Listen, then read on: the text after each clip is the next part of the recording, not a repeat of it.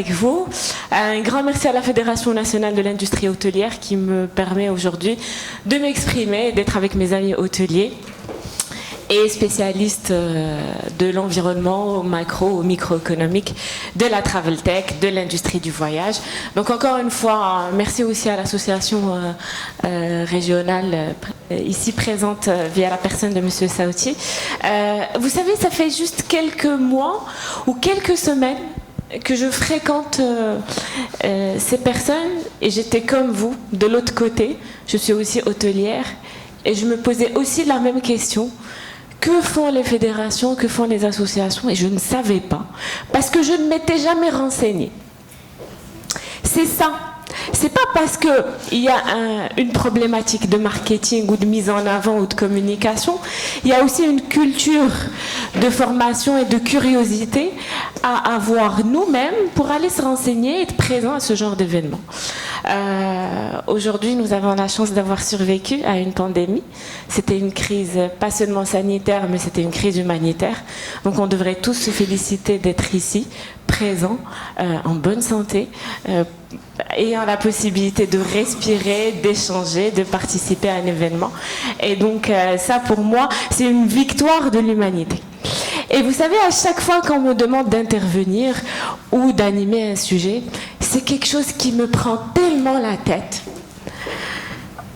que je me dis de quoi je vais pouvoir leur parler, parce qu'il y a plein de choses que vous savez déjà.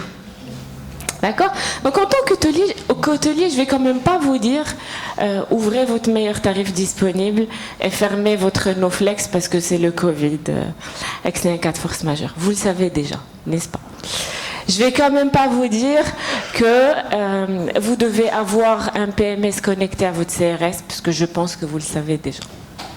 Par contre, je vais vous raconter une histoire. La matinée du 30 janvier 1968, les troupes vietnamiennes ont attaqué les troupes américaines. On parle de la guerre du Vietnam. C'est la guerre la plus longue de l'histoire. Elle a duré 20 ans, de 1955 à 1975. C'était, on appelle ça le tête-attaque, c'était le jour de l'an vietnamien. C'est à peu près Noël, si vous voulez, pour les Occidentaux, pour les Européens.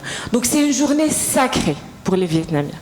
Mais ils ont quand même décidé d'attaquer ce jour-là. Pourquoi? Parce qu'ils voulaient prendre les Américains de très court. D'ailleurs, les grands officiers, les majors, etc., ils étaient en train de faire la fête. Ils ont été pris de très court. Mais bon, vous savez quand même, les États-Unis sont tellement puissants qu'ils ont gagné cette bataille. Les Vietnamiens ont malheureusement perdu ce jour-là à peu près 65 000 troupes, contre 125 troupes pour les États-Unis. La guerre du Vietnam, c'est un ensemble de petites batailles. Et chaque bataille a été remportée par les États-Unis. Mais qui a gagné la guerre à la fin? C'est le Vietnam. Alors moi, je ne sais pas vous, mais moi c'est quelque chose qui m'a perturbée et qui m'a amené à réfléchir. Qu'est-ce qui fait que on peut gagner des batailles et perdre une guerre? Aujourd'hui, Simon Sinek nous parle de deux types de jeux. On a ce qu'on appelle Infinite Game, c'est un jeu infini. Et on a ce qu'on appelle aussi le Finite Game, jeu fini, on connaît les règles. Ça peut être les échecs. Les règles du Finite Game, c'est quoi? Les joueurs sont connus, les règles du jeu sont connues, et on a un gagnant et un perdant à la fin.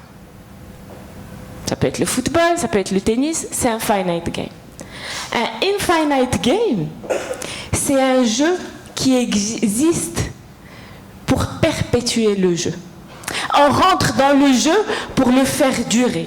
Les Vietnamiens sont rentrés dans ce jeu pour résister et persister jusqu'à ce que l'un des joueurs sorte du jeu. Et je me suis dit que c'est quelque chose qui est tout à fait transposable au business et à la vie d'hôtelier et à un hôtel, à quelle que soit l'entreprise. Aujourd'hui, je suis un petit peu dans le monde des startups. J'ai créé la mienne, en plein Covid d'ailleurs.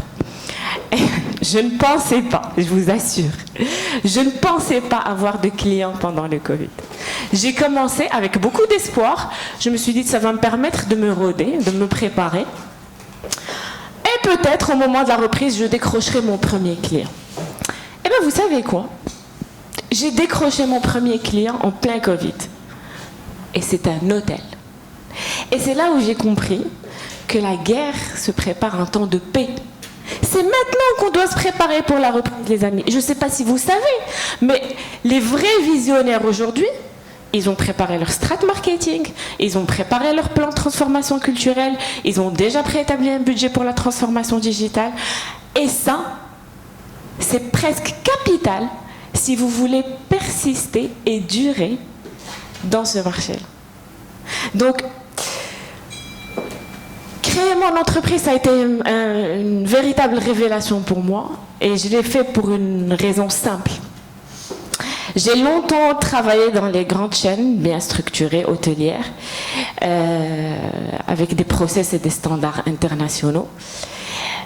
Et je me suis dit, j'ai envie d'avoir une cause, un leitmotiv.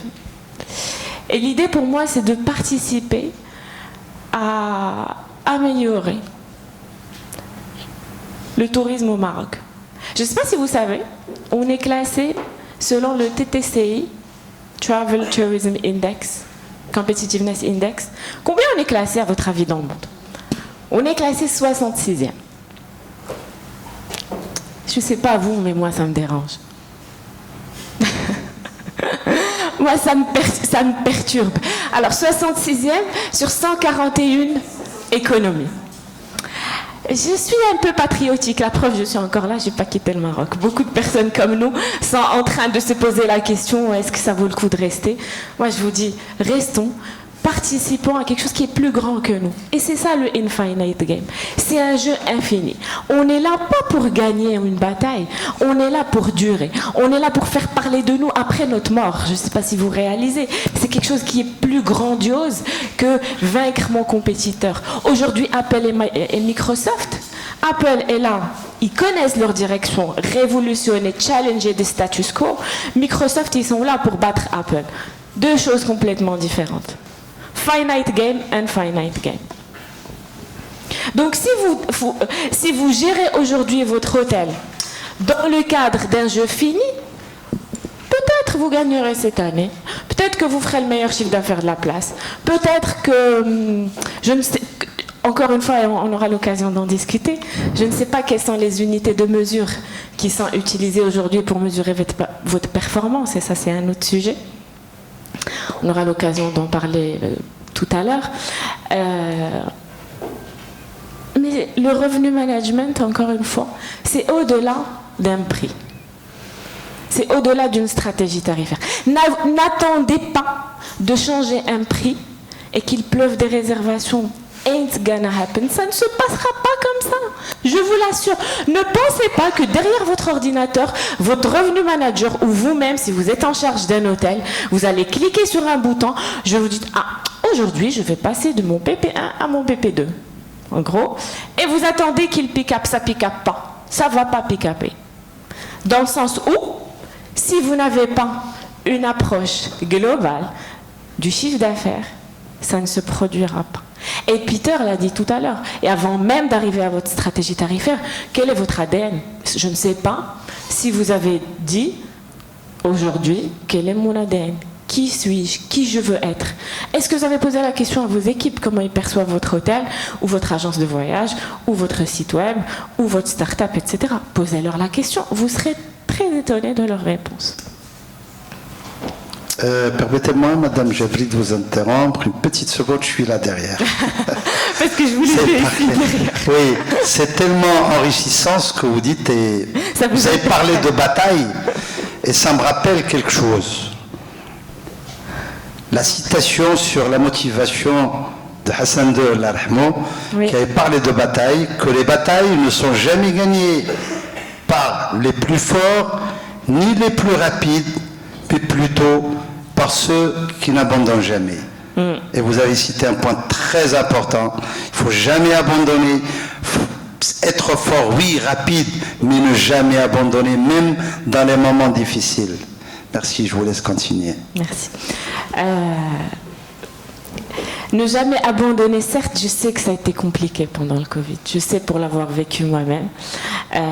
Mais vous savez quoi, le tourisme a toujours survécu. Avec toutes les contraintes qu'on nous a posées, l'être humain a quand même continué à voyager. On nous a dit, faites un test PCR, d'accord. J'ouvre la bouche, je fais mon test PCR et je voyage quand même. On nous a dit, vaccinez-vous pour voyager, d'accord. Vaccinez-moi et je voyage quand même. L'industrie du voyage va persister. On n'arrête pas de voyager. Ça fait partie de notre ADN. Ça ne va jamais changer. Donc un jour où vous avez le moral un peu dans les baskets, parce que ça arrive, on est des êtres humains, rappelez-vous ça. Et rappelez-vous aussi que le tourisme a toujours survécu. 2003, SARS. 2008, crise financière. Ebola. Le tourisme a continué. Je vais vous donner un chiffre. 1,4 milliard. Ça représente quoi à votre avis? 1,4 milliard, c'est le nombre de touristes dans le monde en 2019. C'est énorme. C'est énorme. On est dans une industrie, on est dans le secteur qui a une chaîne de valeur la plus longue et la plus intégrée. On fait vivre plusieurs secteurs à côté. Bien sûr, on dépend d'autres secteurs, notamment l'aérien. Et ça me fait rappeler notre président de la CNT, sa campagne qui dit « Kursi ou Namoussia », je ne sais pas si vous l'avez entendu, M. Hamid Bentahar qui a construit sa campagne sur quelque chose de très simple, mais qui est essentiel. Aujourd'hui, on ne peut pas avoir un touriste au Maroc ou à Casa ou à Agadir ou à Marrakech s'il n'y a pas d'avion qui vient à Casa ou à Marrakech ou à Agadir. Donc il faut que notre stratégie soit basée sur ça.